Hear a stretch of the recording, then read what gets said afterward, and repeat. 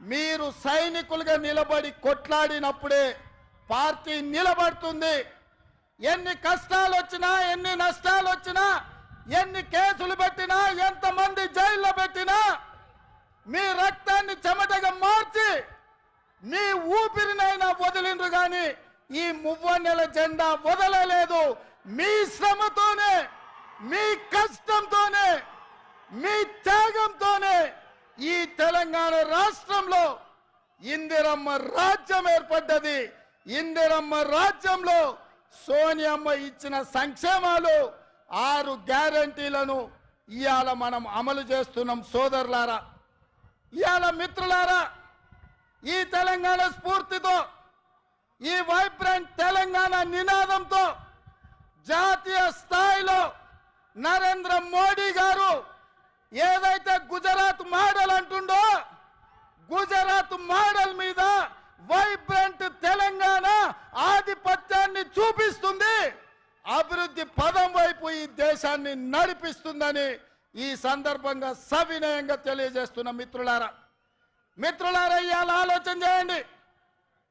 Bharatiya Janata party వాళ్ళు మాకు అవకాశం ఇవ్వండి అంటారు. నేను అడుగుతున్న భారతీయ జనతా పార్టీ నాయకులను, 10 సంవత్సరాల నుంచి మీ పార్టీ, మీ నాయకుడు నరేంద్ర మోడీ గారు ఈ దేశంలో ప్రధానమంత్రిగా ఉన్నాడు.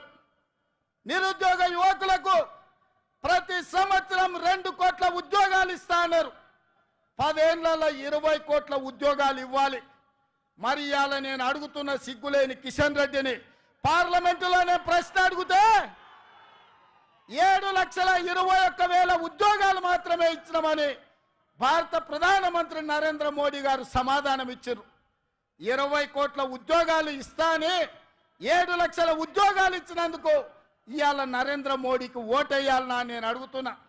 రైతుల ఆదాయాన్ని 2 చేస్తామని మాట ఇచ్చిన మీరు వేలాది లక్షలాది మంది రైతులు ఢిల్లీ సరిహద్దుల్లో రైతు వ్యతిరేక నల్ల చట్టాలను తెస్తే 16 నెలలు సైనికులాగా పోరాటం చేసి 750 మంది రైతులు అమరులైతే కనీసం ఆ రైతులను పరామర్శించలేదు, ఆ కుటుంబాలను ఆదుకోలేదు. రైతులను చంపినందుకు భారతీయ జనతా పార్టీకి ఇవాళ ఓటేయాలనా నేను అడుగుతున్నా. 2022 వరకు ప్రతి పేదవాడికి ఇల్లు ఇస్తున్న నరేంద్ర మోడీ తెలంగాణ రాష్ట్రంలో ఎన్ని ఇళ్ళు ఇచ్చిందో లెక్క చెప్పి మీరు ఓట్లు అడగాలని నేను ఇవాళ బీజేపీ నాయకులను అడుగుతున్నా.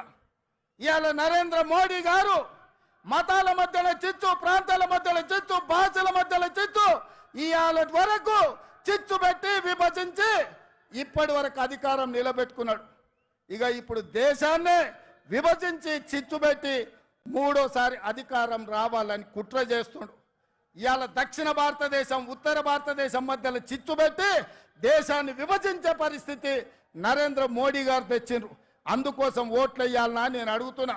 అంతెందుకు మిత్రులారా, హైదరాబాద్ నగరంలో వరదలు వచ్చినాయి, లక్షలాది మంది నిరాశ్రయులైనరు. ఆనాడు ఢిల్లీ నుంచి నరేంద్ర మోడీ నుంచి 1 పైసైనా సికింద్రాబాద్ ఎంపీ కిషన్ రెడ్డి తెచ్చిండా? సిగ్గులేని కిషన్ రెడ్డి మునిగిపోతే 1 పైసదేలే. ఇవాళ ఏ ముఖం పెట్టుకొని ఇవాళ ఓట్లు అడుగుతున్నామని నేను చెప్తున్నా. అందుకే మిత్రులారా, నరేంద్ర మోడీ అన్న నమో అంటే నమ్ముతే మోసం. 10 ఏళ్ళు ప్రధానమంత్రిగా ఉన్నాడు, ఇవాళ మళ్ళీ ఓటేయమంటుండు. బీజేపీకి ఓటేస్తే ఆయన మన చంద్రమండలానికి రాజైతాడా?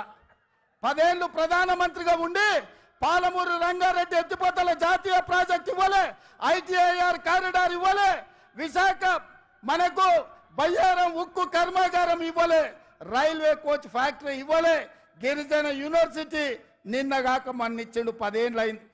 రాష్ట్ర పునర్విభజన చట్టంలో కాంగ్రెస్ పార్టీ ఇచ్చిన హామీలు ఏవి అమలు చేయలే. 7 మండలాలను ఆంధ్రప్రదేశ్కు తాకట్టు పెట్టిండు. అందుకే మిత్రులారా, నరేంద్ర మోడీ భారతీయ జనతా పార్టీని ఏ విధంగా అయితే బీఆర్ఎస్ను బొందబెట్టిండ్రో బీజేపీని కూడా బొందబెట్టే వరకు మనము నిద్రపోవద్దు. ఇదే పట్టుదలతోని, ఇదే పోరాట స్ఫూర్తితోని బీజేపీని ఓడించాలి. ఇక నిన్నమన్నా ఆ మధ్యలో అన్ని కుక్కలు మొరిగినాయి. నిన్న మొన్న ఒక నక్క బయలుదేరింది, మొన్న సూర్యాపేటకు పోయింది, నిన్న కరీంనగర్ పోయింది. ఆయన అంటుండు నన్ను ఏం బిక్తారు మీరని. మొన్న మాట్లాడింది మీరు చూసి ఉంటారు, కేసీఆర్ గారు మాట్లాడింది నా ఎంటిక కూడా బీకలేరని మాజీ ముఖ్యమంత్రిగా మాట్లాడిండు. ఇది మాజీ ముఖ్యమంత్రి మాట్లాడే భాషనేనా? భాష గురించి, భావం గురించి, ప్రజా సమస్యల గురించి మాట్లాడే చంద్రశేఖర్ రావు 10 సంవత్సరాలు ఈ తెలంగాణ రాష్ట్రంని పట్టి పీడించి వేధించి దోసుకొని దోపిడి దొంగలాక అడవి పందుల్లాక తెలంగాణ రాష్ట్రాన్ని సర్వనాశనం చేసి 10 సంవత్సరాలలో 100 సంవత్సరాల విధ్వంసం చేసినావు. ఇవాళ మమ్మల్ని ఎంటిక బీకలేరంటావా? మా కాంగ్రెస్ పార్టీ కార్యకర్తలు అనుకుంటే నీ ముడ్డి మీద డ్రాయర్ కూడా ఉండదు పీకడం మొదలు పెడితే. బిడ్డ నువ్వు అనుకుంటున్నావేమో కాలు ఇరిగిందని, లేకపోతే కట్టబట్టుకొని నడుస్తున్నా అని, కూతురు జైలుకు పోయిందని, అధికారం కోల్పోయిందని కొంతకాలం మేము సంయమనం పాటించినాం. ఏ మనిషికైనా కష్టం వచ్చినప్పుడు మేము మానవత్వంతో మీ గురించి మాట్లాడకుండా మర్యాద పూర్వకంగా వ్యవహరించినాం. ఇవాళ నువ్వు అనుకుంటున్నావు నువ్వు ఏది పడితే అది మాట్లాడితే చూస్తూ ఊరుకుంటామని. చూస్తూ ఊరుకునేటోడు ఎవరు లేరు. నేను పెద్దలు జానారెడ్డి గారి లాగా కాదు, నేను రేవంత్ రెడ్డిని బిడ్డ. అంగిలాగు ఊడదీసి నువ్వు మాట్లాడే లత్కోర్ లఫంగ మాటలకు చెర్లపల్లి జైల్లో చిప్పకూడు తినిపిస్తా బిడ్డ. నువ్వు అనుకుంటున్నావేమో. ఆనాడు చెప్పినా ఈనాడు చెప్తున్నా, నువ్వు పేదలకు డబుల్ బెడ్రూమ్ ఇల్లు కట్టియాలి. నేను మాత్రం నీకు తప్పకుండా డబుల్ బెడ్రూమ్ ఇల్లు కట్టిస్తా చెర్లపల్లి జైల్లో. ఎందుకంటే కొడుకు కోడలు వస్తే యాడు ఉండాలి, బిడ్డ అల్లుడు వస్తే యాడు ఉండాలి. అందరు కలిసి చెర్లపల్లి జైల్లో ఉండేటట్టు మీకు డబుల్ బెడ్రూమ్ ఇల్లు కట్టించే బాధ్యత మా లక్షలాది మంది కాంగ్రెస్ పార్టీ కార్యకర్తలు తీసుకుంటారని చెప్పి నేను ఈ వేదిక మీద నుంచి చెప్పదలుచుకున్నా. అందుకే మిత్రులారా, మీరు ఆలోచన చేయండి. డిసెంబర్ 7 నాడు మనం అధికారం చేపట్టి డిసెంబర్ 9 నాడు ఆడబిడ్డల కార్తీసులో ఉచిత ప్రయాణం, రాజీవ్ ఆరోగ్యశ్రీ ద్వారా ప్రతి పేదవాడికి 10 లక్షల రూపాయలు ఉచితంగా వైద్యాన్ని అందించే నిర్ణయాలు తీసుకున్నాం. ఇదే కాదు, మా మిత్రుడు పెద్దలు పట్టి విక్రమార్క గారు ఆర్థిక సమస్యలు, రాష్ట్రం సంక్షోభంలో ఉంటే, జీతభత్యాలు ఇవ్వలేని పరిస్థితిలో రాష్ట్రం ఉంటే ప్రభుత్వ ఉద్యోగులకు అదేవిధంగా పెన్షన్దారులకు 1వ తారీఖు నాడు జీతభత్యాలు ఇచ్చి రాష్ట్ర ఆర్థిక పరిస్థితిని గాడిలో పెట్టిండు. ఇదే కాదు, ఆడబిడ్డలను దృష్టిలో పెట్టుకొని కట్టెల పొయ్యితోని కన్నీళ్లతోని ఆడబిడ్డలు కష్టపడుతుంటే వాళ్ళ కన్నీళ్లు తూడవడానికి సోనియమ్మ మాట ప్రకారం 500 రూపాయలకే ఆడబిడ్డలకు సిలిండర్ ఇచ్చి ఆడబిడ్డల కష్టాలు తీర్చినాం. అదే కాదు, పేదవాళ్లకు ఇంటింటికి ఉచితంగా 200 యూనిట్ల పథకాన్ని అమలు చేసి నిరూపించినాం.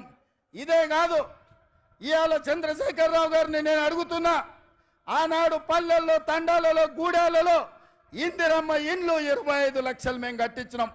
మా కోమటిరెడ్డి ఎంకన్నా చెప్తున్నాడు ఇందిరమ్మ ఇండ్ల గురించి నువ్వు చెప్పాలి అని.